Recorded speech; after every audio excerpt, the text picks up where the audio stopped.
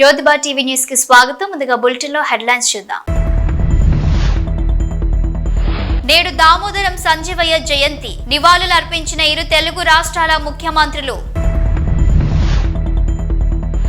అక్రమంగా రేషన్ బియ్యం తరలింపు. 80 బస్తాల రేషన్ బియ్యం పట్టుకున్న Markapuram sub collector B Venkat త్రివీనాగ్.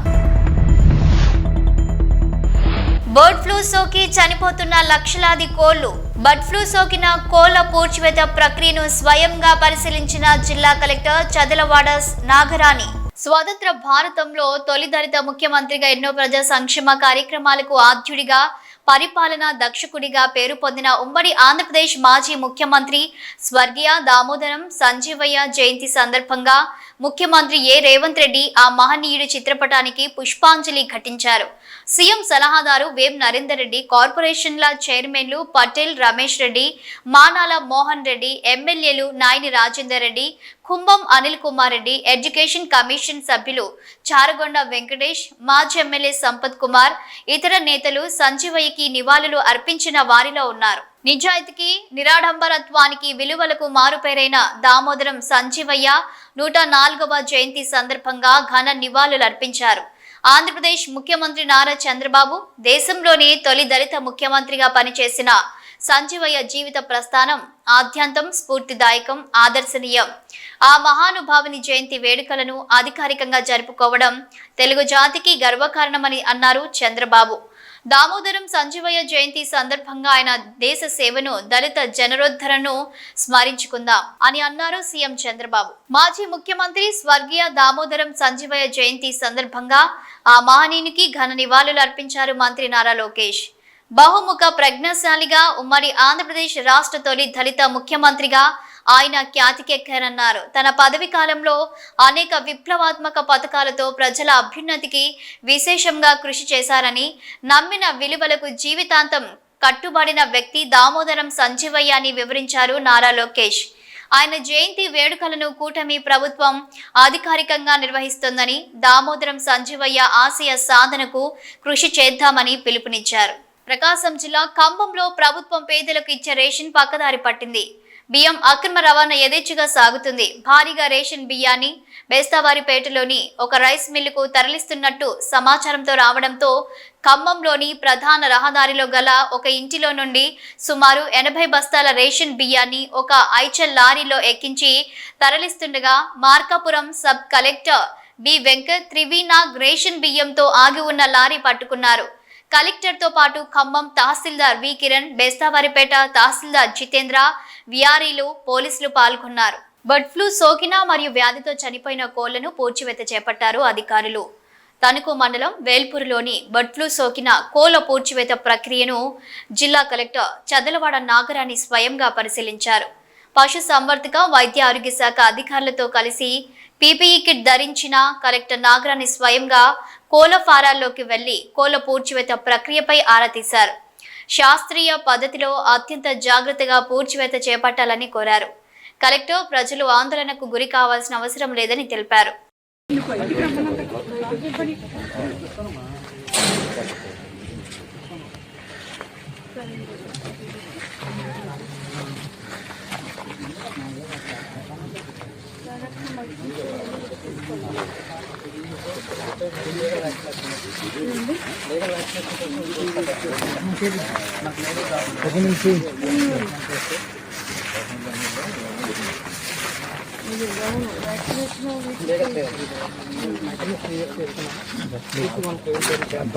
Palnadu జిల్లా ఒంటరిగా ఉన్న వృద్ధురాలిపై దాడి చేసి ₹1,00,000 నగదు అపహరించిన ఘటన సత్తెనపల్లి మండలం లక్కరాజు గార్లపాడులో చోటు చేసుకుంది. గ్రామానికి చెందిన 80 సంవత్సరాల నారాయణమ్మ కుటుంబ సభ్యులు పొలం పనులకు వెళ్లడంతో ఇంట్లో ఒంటరిగా ఉంది. దీన్ని పసిగట్టిన 2 గుర్తు తెలియని యువకులు ఇంట్లోకి ప్రవేశించి లోపల గడియపెట్టి వృద్ధురాలిని గోడకేసి బాది డబ్బులు ఇవ్వాల్సిందిగా బెదిరించి ₹1,00,000 నగదును తీసుకుని వృద్ధురాలిని నిర్బంధించి బయట నుంచి గడియపెట్టి పారిపోయారు. దాడి ఘటనలో వృద్ధురాలి తలకు గాయమవ్వగా కుటుంబ సభ్యులు ఇంటికి చేరుకోవడంతో ఈ ఘటన ఆలస్యంగా వెలుగులోకి వచ్చింది. బాధితురాలి ఫిర్యాదు మేరకు పోలీసులు కేసు నమోదు చేసుకుని దర్యాప్తు చేపట్టారు.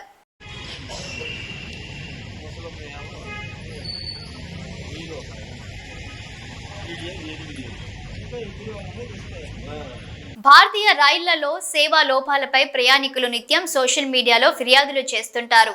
మరికొందరు తాము రిజర్వ్ చేసుకున్న సీట్లను జనరల్ బోగీలోని ప్రయాణికులు ఆక్రమించుకుంటున్నారంటూ ఫిర్యాదు చేస్తుంటారు. అయితే తాజా వీడియోలో మరింత షాకింగ్ ఉదాంతం వెలుగులోకి వచ్చింది. ఉత్తరప్రదేశ్లోని బస్తీ రైల్వే స్టేషన్లో నిలిచున్న అంత్యోదయ ఎక్స్ప్రెస్ కిటికీ అద్దాలను ప్రయాణికులు రాళ్లతో పగలగొట్టిన వీడియో ప్రస్తుతం తెగ వైరల్ అవుతుంది.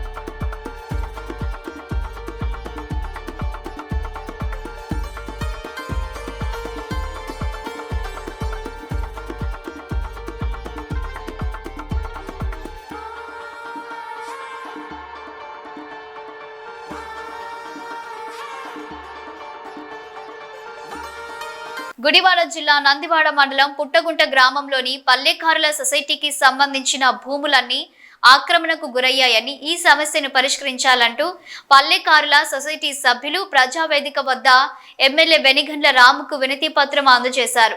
గ్రామంలో మంచినీటి సమస్య తీవ్రంగా ఉందని, నీళ్లు బయటకు వెళ్లే మార్గం లేకుండా డ్రైనేజీ వ్యవస్థను పూర్తి చేశారని తెలిపారు.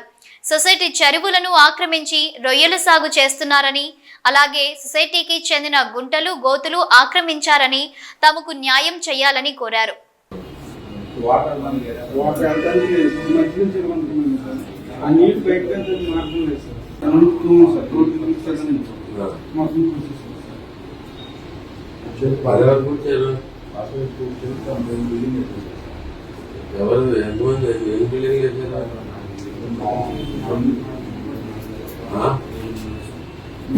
జనాలు వాళ్ళతో బాగుంది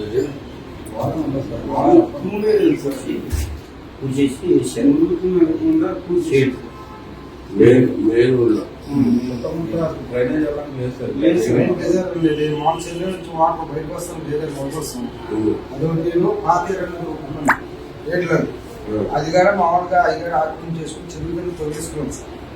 అదొకటి వాటర్ అనేది బయటకు వెళ్ళే అవకాశం లేదండి. మంగళగిరి ఉంటుండే మంగళగిరి అనేది మామూలుగా అది పాత గొడవడి కింద వస్తుందండి. పల్లికారులు బతికి 10 అది అదే పాయింట్ అని మా సొసైటీ ప్రెసిడెంట్ గారేనా.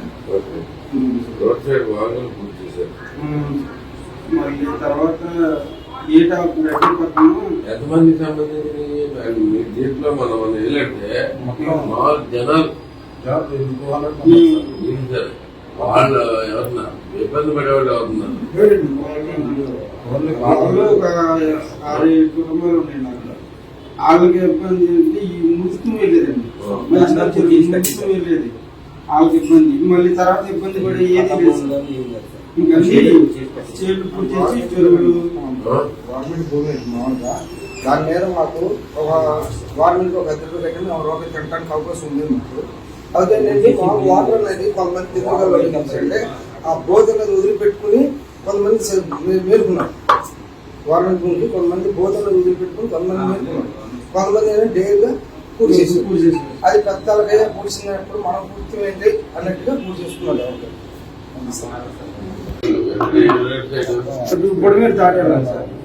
బుడమేరు ఉంది మనం గూడెం దాటిన తర్వాత గుత్తిగారు పొలాలు పట్టినాయి సార్.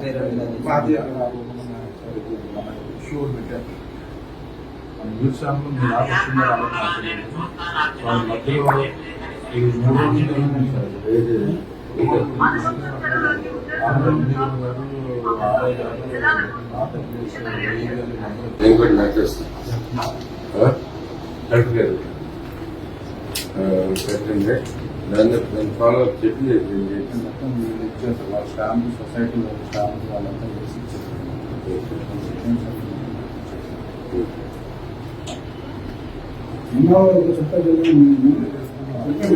ఇదే ఇది ఏం చేస్తామంటే దీని మీద చర్యలు తీసుకోమని చెప్పి లెటర్ యాడ్ చేసి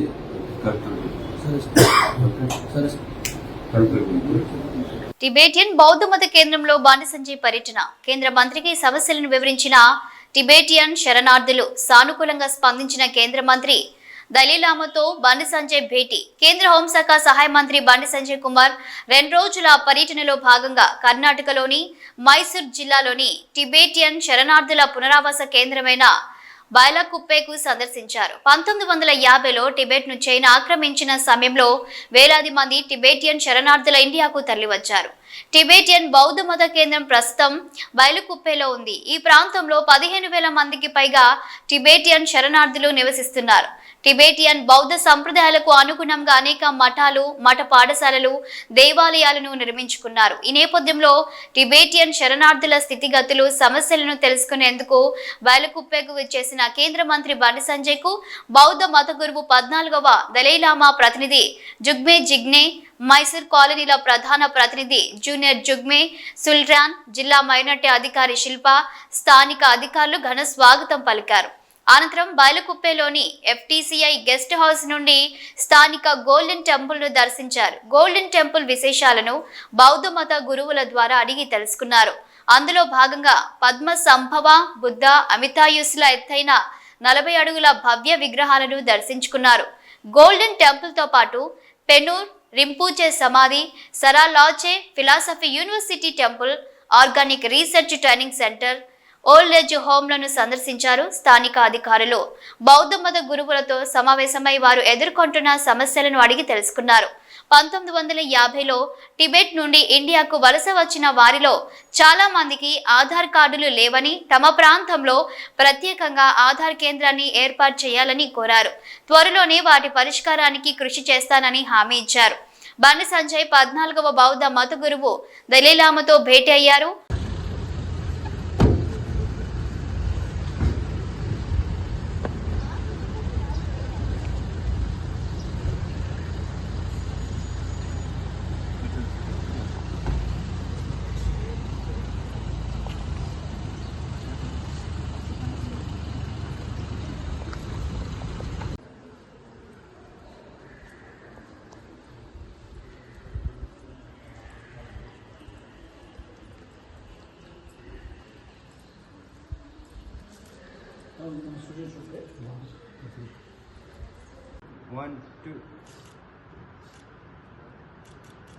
సిపిఐ జాతీయ కార్యవర్గ సభ్యుడు చాడ వెంకటరెడ్డి సిద్దిపేట జిల్లా హుస్నాబాద్ పట్టణంలోని అనభేరి సింగిరెడ్డి అమరుల భవన్లో సిపిఐ జాతీయ కార్యవర్గ సభ్యులు మాజీ ఎమ్మెల్యే చాడ వెంకటరెడ్డి మీడియా సమావేశాన్ని ఏర్పరిచారు.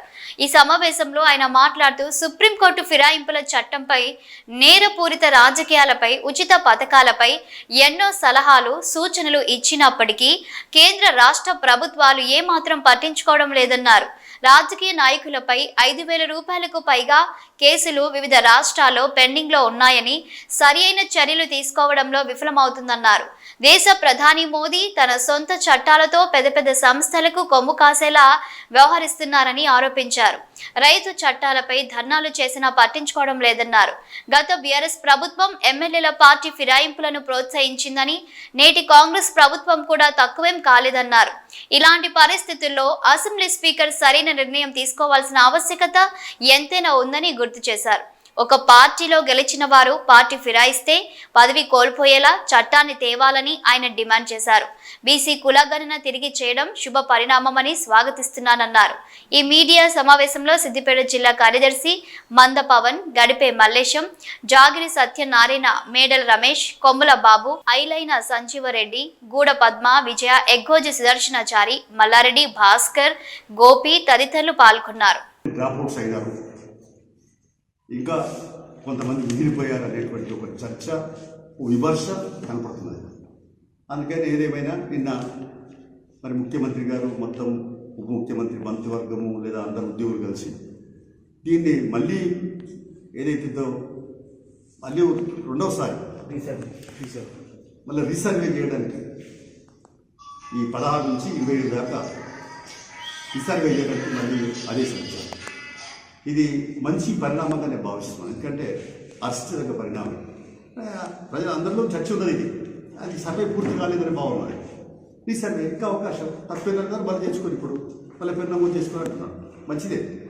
అయితే మేము చెప్పేది ఏంటంటే ఈ రీసర్వే ద్వారా ఎవరైతే సర్వేలో లేరో ఇప్పటికీ సర్వేలో పాల్గొనలేదో వాళ్ళందరూ కూడా పాల్గొనాలని, తర్వాత కులగణ జన లెక్కలన్నీ కరెక్ట్ కావాలని, బీసీలకు 40% ఏదైతే అన్నారో అది అమలు పరచాలని, ఇట్లాంటి అనేక అంశాల మీద కూడా రేపు తప్పనిసరిగా మా పార్టీ రాష్ట్ర కార్యవర్గ సమావేశాలు అయితే ఉన్నాయి. అందరూ కూడా చర్చిస్తాం, మాట్లాడతాం. ఉద్యోగాల్లో కానీ విద్యలో కానీ ఈ స్థానిక అనే రిజర్వేషన్ సమన్వయ పద్ధతుల్లో ఒక పగడ్బందీ సిస్టాన్ని ఏర్పాటు చేయాల్సిన అవసరం అని చెప్పి ఈ సందర్భంగా తెలియపరుస్తుంది. అందులో చూస్తే పార్టీ ఫిరాయింపుల చట్టం ఒకటి ఉంటే లేనప్పుడు చరిత్ర కలిగే వాళ్ళు మరొక. ఈ రెండింటి పట్ల కూడా సుప్రీంకోర్టు అనేక సందర్భాలు వ్యాఖ్యానాలు చేస్తూనే వస్తున్నది. కానీ సుప్రీంకోర్టు ఏ సలహా ఇచ్చినా అవి పాటిస్తామని పత్రంలో కేంద్ర ప్రభుత్వం నరేంద్ర మోడీ లేడు. నరేంద్ర మోడీ ఆయన ఇష్టాలపైనే పరిపాలన సాగిస్తున్నాడు. అందుకనే ఇవాళ పార్టీ ఫిరాయింపుల చట్టం అంతా కూడా దాన్ని పకడ్బందీగా చర్చించి ఏ పార్టీలు గెలితే ఆ పార్టీలే కొనసాగాలి. అది అయిపోయింది. లేకుంటే రాజీనామా పెట్టుకోవాలి తప్ప పోకూడదు. ఇలాంటి ఒక కండిషన్స్తో కూడుకున్నటువంటి మరి చట్టం ఆటోమేటిక్గా రావాలి. అంతే. స్పీకర్ అనుమతి, స్పీకర్ రాజీనామా కాదు. ఆయనే ఒక పార్టీ ఫిరాయింపు చేసినట్టే ఆయన పదవి పోవాలి. అలాంటి పరిస్థితి ఇంకో వ్యాఖ్య కూడా చేసింది సుప్రీంకోర్టు. ఎన్నికలప్పుడు మీరు ఇచ్చే హామీలు ఏంటి అంటే ఉచితాలు. అంటే ఉచితాలు అంటే ఏంటి? నీకు 4,000 పెరిగిస్తా, లేకపోతే నీకు ఇల్లు కట్టిస్తా, రేషన్ ఇవ్వాలని ప్రభుత్వం నిర్ణయించింది. ఇవన్నీ ఏంటి అంటే ఆశల పల్లెకులో ప్రజలను ఊరేగింపు చేసేటువంటి పరిస్థితి, దుస్థితి సాగుతుంది. అందుకనే ఈ ఎన్నికలను అంటే ఎన్నికల లబ్ధి పొందడానికే ఉచితాలు ప్రకటించింది. ఉచితాలు సముచితమా అనేది చర్చ జరగాలి. ఆ ఉచితాలు ప్రకటించి కూడా అమలు చేస్తున్నాం వల్ల అంటే అమలు చేయలేదు. ప్రజల్ని అరచేత స్వర్గం చూపిస్తున్నారు. ఓట్లు వేయించుకున్న తర్వాత ప్రజలెవరు వాళ్ళెవరు అనే కట్టు వచ్చింది. పెద్దపల్లి జిల్లా కాల్వ శ్రీరాంపూర్ మండలంలోని మిర్జాంపేట్ గ్రామంలోని మానేరు ఒడ్డున వెలిసిన సమ్మక్క సారలమ్మ జాతర మినీ మేడారం జాతర సందర్భంగా భక్తులు అధిక సంఖ్యలో హాజరై సమ్మక్క సారలమ్మ గద్దెల వద్ద ప్రత్యేక పూజలు నిర్వహించే మొక్కులు చెల్లించుకున్నారు. మీర్జంపేట్ గ్రామస్తులు, మహిళలు అధిక సంఖ్యలో సమ్మక్క సారలమ్మలను దర్శించుకొని వన భోజనాలు చేశారు. పిల్లాపాపలు చల్లగా ఉండాలని, వర్షాలు సమృద్ధిగా పడి పాడి పంటలు సక్రమంగా పండాలని, ప్రజలంతా సుభిక్షంగా ఉండాలని అమ్మవార్లు వేడుకుంటున్నట్లు గ్రామస్తులు తెలిపారు. పలువురు ప్రజా ప్రతినిధులు, నాయకులు దర్శించుకొని ప్రత్యేక పూజలు చేశారు.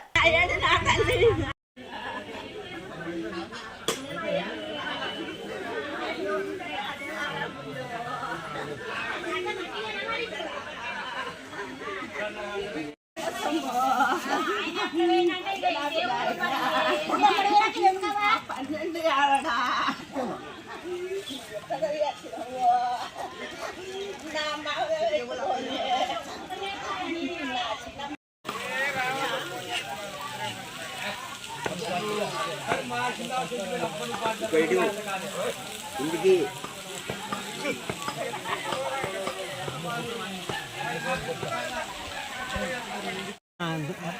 రెండు పెద్ద బాటల్లా రెండు పెద్ద బాటలు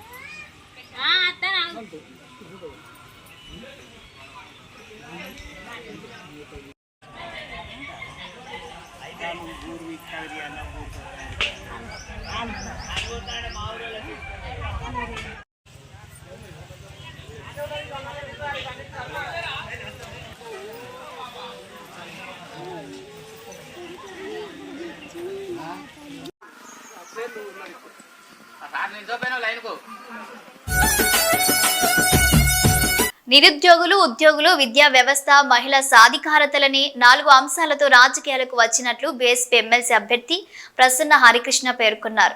శుక్రవారం కరీంనగర్ ప్రెస్ క్లబ్ లో మీడియా సమావేశంలో మాట్లాడుతూ ఎమ్మెల్సీగా అధిక మెజారిటీతో గెలిపించాలని, సమస్యలపై స్పందించే తనను శాసన మండలికి పంపించాలని కోరారు. నిజం వ్యక్తిత్వం గెలవాలని కోరారు. బీఎస్పీ రాష్ట్ర అధ్యక్షుడు ప్రభాకర్ మాట్లాడుతూ ఈ ఎన్నికలలో బీఎస్పీ పార్టీ బలపరిచిన ప్రసన్న హరికృష్ణ, ఉపాధ్యాయ ఎమ్మెల్సీ యాటకారి సాయన్నలను ఎమ్మెల్సీలుగా గెలిపించాలని కోరారు. ఈ కార్యక్రమంలో పలువురు నిషాని రవిచంద్రం, వెంకన్న, సమ్మన్న, శ్రీనివాస్ తదితరులు పాల్గొన్నారు. జై భీమ్. ఈరోజు ఈ పత్రికా సమావేశానికి హాజరవుతున్నటువంటి మీడియా మిత్రులకు, ఎమ్మెల్సీ ఎన్నికలకు సంబంధించిన సమాచారాన్ని ఎప్పటికప్పుడు ప్రజలకు అందజేస్తూ, గ్రాడ్యుయేట్స్కు, టీచర్స్కు అందజేస్తూ, ఎవరు సరి అయిన వ్యక్తి అనే విషయంలో ఎంపిక చేసుకోవాలి, ఎన్నిక చేసుకోవాలనే విషయాన్ని తమ విలువైన మీడియా ద్వారా తెలియజేస్తున్నటువంటి పాత్రికేయ మిత్రులందరికీ ప్రత్యేకమైన ధన్యవాదాలు. ఈరోజు తెలంగాణలో 3 ఎమ్మెల్సీ స్థానాలకు ఎన్నిక జరుగుతున్న విషయం తెలంగాణ రాష్ట్రంలోని ప్రజలందరికీ తెలుసు. అయితే ఉమ్మడి మెదక్, ఉమ్మడి నిజామాబాద్, ఉమ్మడి ఆదిలాబాద్, ఉమ్మడి కరీంనగర్ జిల్లాలకు సంబంధించి ఒకటి పట్టభద్రుల ఎమ్మెల్సీ స్థానానికి, మరొకటి టీచర్ ఉపాధ్యాయ ఎమ్మెల్సీ స్థానానికి, రెండింటికి కూడా ఈరోజు బహుజన్ సమాజ్ పార్టీ నుండి అభ్యర్థులను పెట్టడం జరిగింది. మా అధినాయకురాలు బహింజీ కుమారి మాయావతి గారి ఆశీస్సులతోటి, వారి ఆదేశానుసారం ఇక్కడ పట్టభద్రుల నుండి గౌరవనీయులు ప్రసన్న హరికృష్ణ గారికి బహుజన్ సమాజ్ పార్టీ అభ్యర్థిగా నిలబెట్టడం జరిగింది. అదేవిధంగా టీచర్ స్థానం నుండి యాటకారి సాయన్న గారిని అభ్యర్థిగా నిలబెట్టడం జరిగింది. ఈ అభ్యర్థులను నిలబెట్టడానికి సహకరించినటువంటి, ఎంపికలో సహకరించి అన్ని విధాలా మాకు ఆశీస్సులు అందిస్తున్నటువంటి సెంట్రల్ కోఆర్డినేటర్ గౌరవనీయులు రామ్జీ గౌతమ్ గారు, ఎంపీ రాజ్యసభ గారికి, అదేవిధంగా ఇక్కడ నాతో పాటు ఆసీనులైనటువంటి మరో సెంట్రల్ కోఆర్డినేటర్ నిషాని రామచంద్రం గారికి, అదేవిధంగా ఈరోజు రాష్ట్ర కమిటీ నుండి హాజరవుతున్నటువంటి రాష్ట్ర జనరల్ సెక్రటరీలు మరి యనగందుల వెంకన్న గారికి, అదేవిధంగా దొడ్డే సమ్మన్న గారికి, స్థానికంగా ఉన్నటువంటి రాష్ట్ర జిల్లా అధ్యక్షులు మన నల్లాల శ్రీనివాస్ గారికి, రాష్ట్ర నాయకులు, సీనియర్ నాయకులు మాతంగి నరసన్న. బులెటిన్ ముగించే ముందు హెడ్లైన్స్ మరోసారి. నేడు దామోదరం సంజీవయ్య జయంతి, నివాళులు అర్పించిన 2 తెలుగు రాష్ట్రాల ముఖ్యమంత్రులు. అక్రమంగా రేషన్ బియ్యం తరలింపు, 80 బస్తాల రేషన్ బియ్యం పట్టుకున్న Markapuram sub collector B Venkat Trivinag. Bird flu సోకి చనిపోతున్న లక్షలాది కోళ్లు, బర్డ్ ఫ్లూ సోకిన కోళ్ల పూడ్చివేత ప్రక్రియను స్వయంగా పరిశీలించిన జిల్లా కలెక్టర్ చదలవాడ నాగరాణి. ఇవి bulletin updates. Keep watching news.